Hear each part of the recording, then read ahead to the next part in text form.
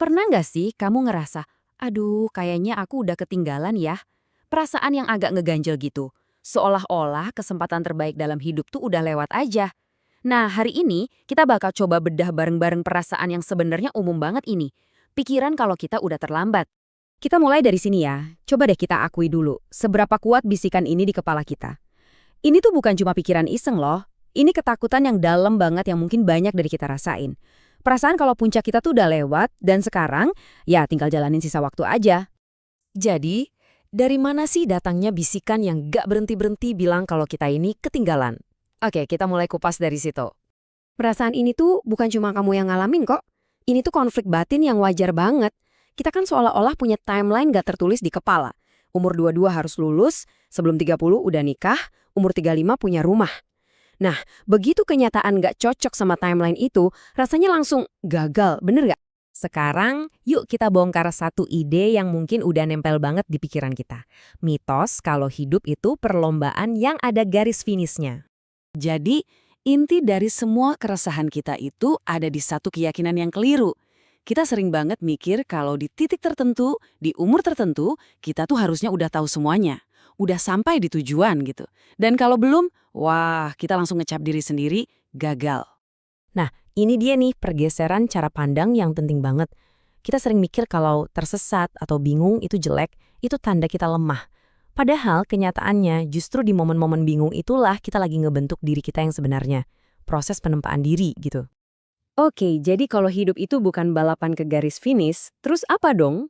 Nah, mari kita coba pahami sebuah konsep yang jauh lebih dalam dan menurut saya lebih jujur tentang pengalaman kita jadi manusia.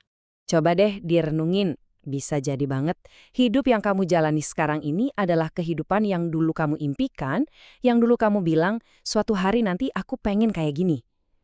Tapi di saat yang sama pikiran kita, ego kita udah sibuk bikin target baru, bikin keinginan baru.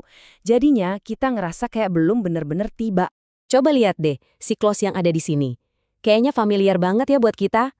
Kita punya mimpi, terus kita kerja keras buat mencapainya, dan setelah tercapai, apa yang terjadi? Pikiran kita malah bikin mimpi baru lagi. Dan akhirnya, perasaan terlambat itu muncul lagi. Ini bukan berarti kamu salah ya, emang begitu cara kerja kemajuan. Nah, kutipan ini benar-benar ngerangkum semuanya dengan pas banget.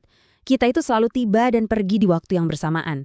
Ini tuh kayak tarian yang gak ada akhirnya, antara apa yang udah kita capai dan apa yang kita inginkan selanjutnya. Jadi, kita sebetulnya nggak butuh peta yang cuma punya satu tujuan akhir. Yang kita butuhin itu sebuah kompas baru.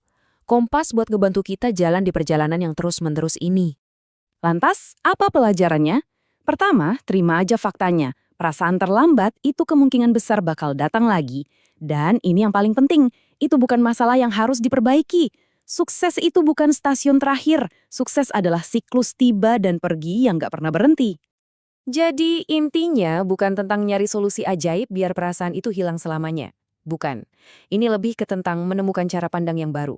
Cara pandang buat berdamai sama perasaan itu, buat menukar rasa cemas akan garis finish dengan penerimaan bahwa ini adalah sebuah perjalanan.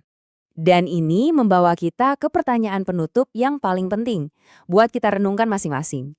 Kalau emang perasaan ini bakal selalu jadi bagian dari perjalanan kita, gimana ya cara kita untuk bisa berdamai dengannya?